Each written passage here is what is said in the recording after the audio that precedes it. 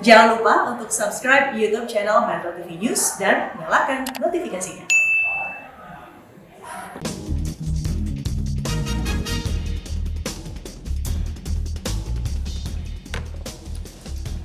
Terima kasih pemirsa, Anda masih bersama kami di Editorial Media Indonesia. Menteri Pendidikan dan Kebudayaan Nadiem Makarim mengingatkan agar sekolah lebih fleksibel dan tidak memaksa muridnya untuk belajar di sekolah saat masa pandemi COVID-19. Ini sepelan mungkin dengan tiering sistem seperti itu. Dan seperti yang sudah saya utarakan sebelumnya, bahkan yang tatap muka pun dengan kapasitas yang sangat di bawah normal. Jadinya semua sekolah yang memulai masa transisi harus melakukan shifting terhadap ini. Jadi harapannya dengan ini paling tidak untuk daerah-daerah di mana zonanya hijau mulai ada pembelajaran new normal yang terjadi, tapi pada saat situasi berubah menjadi lebih negatif itu kembali lagi kepada belajar dari rumah. Ya, tapi harapan saya dan harapan semuanya di Kemendikbud adalah semakin banyak daerah atau kabupaten yang menjadi hijau. Itu adalah pernyataan dari Menteri Pendidikan dan Kebudayaan Nadiem Makarim tentang pembelajaran jarak jauh. Bang Don, kalau kita bicara pembelajaran jarak jauh di Indonesia, relatif kita bersyukur karena hampir sebagian besar wilayah kita sudah ada jaringan internet, Bang. Walaupun di dalam perjalanan pembelajaran jarak jauh ini, itu suka juga menjadi masalah karena katanya biaya internet jadi lebih mahal sekarang kan. Beberapa kali waktu yang lalu listrik katanya malah ikut naik juga. Ada orang mengira diprotes. Tarif listriknya naik, ternyata pemakaiannya yang banyak. Nah, pertanyaannya kalau soal kualitas belajar jarak jauh, selama vaksin belum ditemukan, katanya paling cepat tahun depan, Bang. Bagaimana kita bisa terus melakukan belajar jarak jauh ini di tengah banyak keterbatasan? Itulah Leo, persoalannya adalah kita sedang sama-sama belajar. Orang tua sama-sama belajar, guru juga sedang belajar, murid juga belajar untuk bisa membuat belajar jarak jauh ini efektif dan bisa punya kualitas yang lebih bagus. Karena belum ada contoh sebelumnya. Karena belum ada. Makanya kan ini situasi abnormal yang kita sebut sebagai new normal. Jadi situasi abnormal yang new normal ini ya mungkin tadi seperti kata Pak Nadiem seperti itu, tapi di lapangan itu tidak semudah seperti itu pembicaraannya. Kita kan lihat misalnya begini, di sekolah yang infrastrukturnya bagus seperti tempatnya putranya Leo gitu, itu punya infrastruktur internet yang bagus. Penugasan itu begitu banyak pada anak-anak dan itu kadang-kadang ada keluhan itu lebih berat. Malah stres katanya. Tetapi di tempat yang tidak ada infrastrukturnya, orang merasa libur atau setengah libur gitu. Karena tidak bisa menggunakan apapun. Jadi dia pikir gimana? Di kampung saya anak-anak sekolah itu merasa, kebetulan adik saya kepala sekolah gitu, itu kayak libur saja gitu pada saat-saat seperti sekarang ini. Karena internet masih kurang, Bang? Karena internet masih, ya memang jaringannya susah, kira-kira begitu. Jadi kalau kita lihat itu memang problem. Tapi tadi kan saya sudah bilang banyak sekali hal yang tereduksi, terutama karena tatap maya ini menghilangkan beberapa hal yang bisa diperoleh ketika tatap muka, kan gitu. Tidak ada lagi bermain, tidak lagi pertunjukan seni, tidak ada interaksi sosial antara sesama murid, kemudian dengan guru. Dan semua itu adalah bagian dari pembelajaran yang disadari atau tidak, itu akan dibawa untuk kehidupan seorang anak didik. Dan itu akan susah sekarang. Orang bilang mencari ilmu dan pengetahuan sekarang itu sangat gampang. Karena kalau kita punya device, kapanpun dan dimanapun kita bisa belajar dan bisa menggali. Sudah begitu banyak sudah bisa. Tetapi problemnya itu kan, saya dulu dididik begini kira-kira Leo. Termasuk teman-teman saya. Non scole, sed vitae disimus. Apa artinya, Bang? Kita itu belajar bukan untuk sekolah, tapi untuk kehidupan. Nah, kalau lihat seperti itu, knowledge itu sebetulnya small part, sebagian kecil gitu. Tapi yang lebih penting itu kita punya kemampuan psikomotorik, kemampuan afektif, atau sikap dan lain-lain. Karena pada akhirnya kan pendidikan itu harus menghasilkan orang yang dibilang kalau sudah sampai sarjana itu kan sama dengan bijak kan, orang bijak gitu. Orang harus sampai ke situ ya. Itulah untuk kehidupan gitu. Nah, kalau sekarang, kalau lihat situasi ini sekarang ada keluhan, orang bilang kualitas berkurang. Tapi kalau saya ya melihat sebetulnya ini juga ada opportunity. Bagaimana kemudian melihat COVID ini membuat guru atau orang tua bisa mendidik anak-anak. Misalnya begini, putramu dididik ketika kamu punya, kamu berbagi di saat yang sangat sulit. Kemudian mereka yang sekarang keluarganya pas-pasan, dia harus tahu bagaimana anaknya harus berhemat. Mereka yang miskin, dia juga harus bisa melihat dan memperlihatkan kepada anaknya, tentu tidak bermaksud mengeksploitasi dan untuk bekerja, bahwa ini harus survive.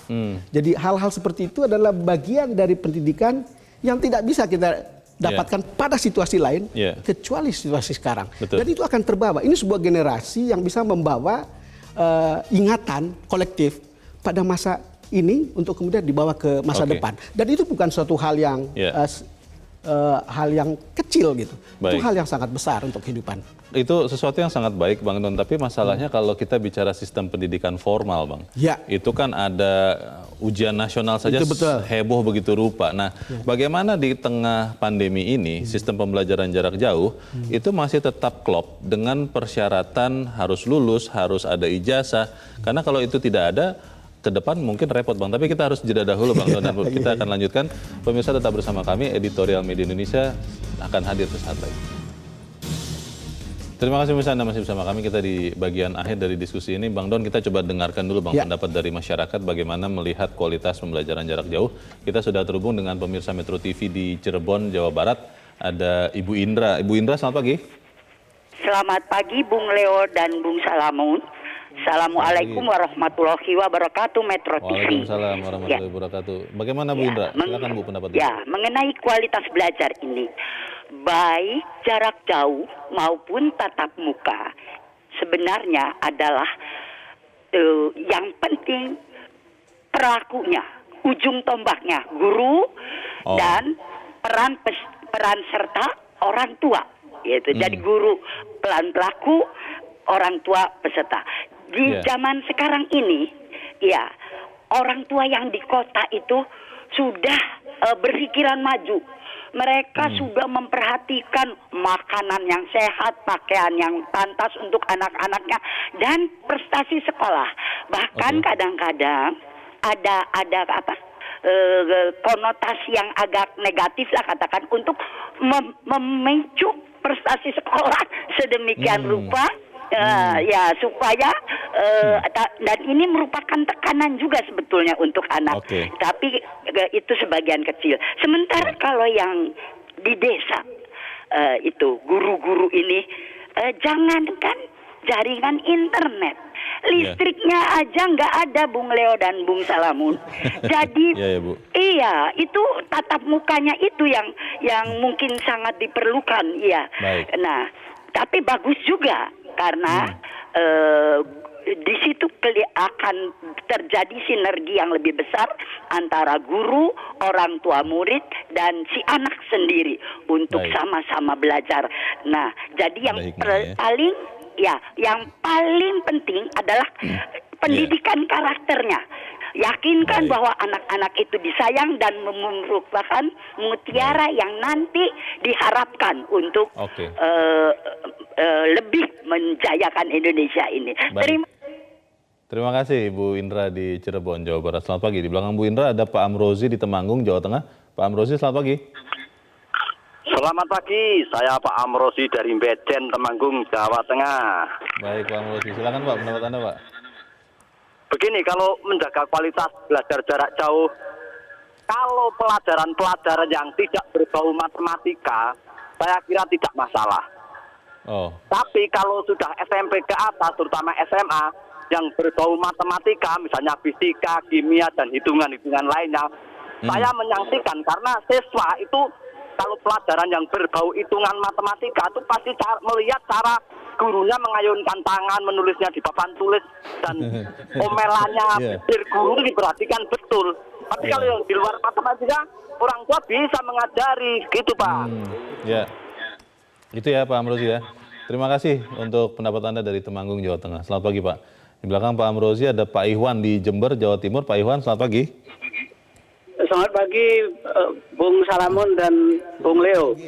Selamat pagi, silakan. Ini persoalan pokok pendidikan kaitannya. Nah, hak, kewajiban, fungsi, kedudukan, tugas, tanggung jawab pendidikan itu ada pada kedua orang tua, baru masyarakat. Kemudian negara punya kepentingan langsung dengan masalah pendidikan ini sehingga ada sistem pendidikan nasional yang disebut Pendidikan Nasional Pancasila TAP nomor 2 MPR tahun 98. Jadi yang jadi masalah sekarang, pendidikan jarak jauh ini bisa menjamin nggak? Kita sekarang dalam keadaan darurat sekali. Sehingga pakai medianya itu media high technology. Jadi pakai HP terutama, komputer.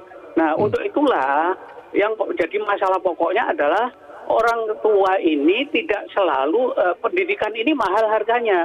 Sehingga persoalan yang kaitannya dengan high technology tadi itu, hambatan yang paling utama adalah mengenai biaya, apalagi di desa-desa. Baru yang kedua itu berkaitan dengan persoalan kemampuan orang tua untuk mengoperasikan alat-alat teknologi tersebut. Baik, terima kasih Pak Iwan di Jember, Jawa Timur. Selamat pagi Pak. Ini bukan sesuatu yang mudah tentunya Bang Don, tapi mau tidak mau kan kita harus atasi ya, kita address. Bagaimana memastikan kualitas belajar jarak jauh ini sama dengan bukan kualitas jarak jauh? Ya, kita tentu bisa berharap bahwa kualitas tidak akan turun. Tentu dengan asumsi bahwa orang tua aktif. Juga dia harus struggling untuk bisa menyelesaikan persoalan gapteknya. Sama juga hal yang sama juga dengan guru. Sebetulnya pada dasarnya ya kalau kita baca atau dari berbagai teori pendidikan, nggak ada murid yang bodoh. Yang ada itu mungkin soal apakah guru itu dan orang tua bisa lebih efektif mendidik anak atau tidak gitu. Dan itu soal metodologi, kemudian soal contoh hidup dan seterusnya. Begitu juga dengan masyarakat. Ya tentu ya sebagai soal baru kita terlalu dini untuk mengatakan apakah belajar jarak jauh ini membuat kualitas itu menurun atau tidak. Tapi kualitas itu kita harus pisah-pisah lagi. Kualitas kognisi, kualitas afektif atau psikomotorik. Jadi kita harus lihat satu demi satu untuk bisa lihat tapi itu kan tunggu waktu dan belum ada evaluasinya. Yang penting adalah bahwa semua orang sadar bahwa situasi baru ini membuat semua orang harus berjuang. Termasuk anak-anak. Berbagai survei sudah mengatakan belajar di rumah itu sudah membosankan. Anak-anak itu ingin cepat masuk sekolah, tetapi kan juga tidak mudah untuk menangani aspirasi itu karena ini soal bagaimana kemudian situasi dan soal kesehatan. Saya kira orang tua juga sekarang dalam posisi ya tidak gampang untuk mendidik anak. Saya kira Leo tahu bahwa ada senangnya mengajarin anak, tapi kadang-kadang ada stresnya juga. Sampai orang tua kan mengatakan, aduh mestinya di sekolah aja kan. Karena juga banyak pelajaran yang orang tua sudah tidak tahu lagi Bang, harus belajar lagi sekarang. Artinya saya kira kita punya problem yang sekarang ini, tetapi kita selalu yakin pemerintah tentu punya kewajiban untuk membuat situasi seperti ini bisa membantu orang tua, bisa juga untuk guru, untuk kemudian sama-sama membuat kita tidak membuat kualitas pendidikan itu makin turun dalam situasi seperti ini. Saya termasuk yang optimis bahwa sebetulnya di kota itu akan baik-baik saja, tapi kemudian di desa juga mungkin akan baik-baik saja. Tetapi juga kita jangan berharap terlalu banyak untuk kemudian memikirkan target yang terlalu besar. Kita realistis saja. Untuk survive aja sekarang udah bagus. You bisa mempertahankan kualitas yang ada juga sudah bagus. Gitu. Kalau bicara soal internetnya Bang, ini banyak yang mengeluh karena kemudian menjadi mahal, begitu berasa. Dan banyak yang berharap. Ya ini kan situasi tidak normal. Di saat situasi tidak normal, pemerintah harusnya masuk. Ketika penanganan corona itu tes itu dibiayai pemerintah sebagian. Ya adalah subsidi untuk biaya internet ini. Nah ini kira-kira masuk akal bisa dilakukan atau memang ya terlalu banyak meminta nih masyarakat, bagaimana Bang? Saya kemarin bicara dan kebetulan bertemu dengan Menkominfo Pak Joni Plate. Saya kira roadmap untuk membuat semua daerah itu bisa dijangkau oleh internet itu sebuah keharusan dan pemerintah melakukan itu. Sekarang ada masih 13.000 desa yang tidak terjangkau internet. Saya kira persentase ini jumlah yang cukup besar, tapi kalau dilihat dari persentase mungkin tidak terlalu besar. Saya ingat Menteri Joni Plate juga ke ujung Flores Timur. Karena di sana anak-anak itu harus pergi berjalan jauh mencari tempat yang bisa menangkap sinyal, telepon untuk belajar, tempat tinggi. Di kampung saya ada satu namanya dulu sebelum ada sinyal itu cari satu tempat tertentu kami namakan pohon sinyal. Jadi orang harus datang ke pohon itu untuk kemudian bisa menelpon, bisa WhatsApp dan seterusnya.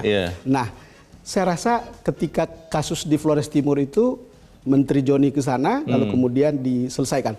Kita berharap daerah-daerah yang seperti ini juga harus cepat diselesaikan. Sambil kita berharap persoalan COVID ini cepat berlalu sehingga kemudian kembali ke normal. Gitu. Memastikan untuk anak-anak terus belajar dengan bersemangat. Tadi Bang Don sudah katakan hasil survei mereka sudah mulai jenuh. Betul. Dan anak-anak jenuh, orang tua pusing begitu. Guru juga bingung karena bagaimana nih memastikan saat belajar jarak jauh muridnya masih ada, karena kalau suara dimatikan, gambar dimatikan, jangan-jangan anaknya lagi main-main juga, Bang. Nah ini bagaimana memastikan kualitas ini ya tidak usah bagus-bagus amat, tapi yang penting standar minimal untuk menilai itu terpenuhi. Ya itu harus dibantu ya oleh orang tua dan seterusnya, kan yang tahu anak di rumah itu kan orang tua gitu. Ya ada orang yang kadang-kadang sambil tidur dia terima itu kalau kuliah ya atau pelajaran begitu. Materinya kita juga nggak tahu, tetapi kan mungkin harus ada keharusan ya, harus diabsen kan, orang-orang itu kan diabsen. Muncul wajah harus dulu. Muncul wajah gitu. Tapi apakah harus muncul wajah terus-menerus atau dia bisa skip gitu, itu kan kita tidak tahu apakah ada aturan seperti itu di sekolah-sekolah tertentu. Tapi saya yakin secara kelompok ada tanggung jawab, misalnya sebuah sekolah punya tanggung jawab sendiri untuk membuat kualitas belajar jarak jauh itu tetap bisa berlangsung. Gitu. Semoga itu bisa kita capai sama-sama. Bang Don, terima kasih Bang sudah hadir di tempat ini. Selamat pagi. Sama-sama Leo, selamat pagi. Pemirsa, peran orang tua sangat penting untuk terus saling bekerja sama dengan anak. Tujuannya untuk menciptakan rasa ceria, gembira selama beraktivitas di rumah. Bagi pemerintah, langkah yang diupayakan tidak hanya berhenti dalam menyusun kurikulum pembelajaran jarak jauh, akan tetapi butuh lebih daripada itu. Kebijakan yang dirasakan langsung, bagaimana memenuhi akses bagi anak-anak di wilayah tanpa jaringan internet. Jangan sampai hak untuk mendapat pendidikan terabaikan karena keterbatasan. Belajar jarak jauh harus tetap menjamin kualitas pendidikan. Saya Leonard Samosir, terima kasih Anda sudah menyaksikan. Selamat pagi.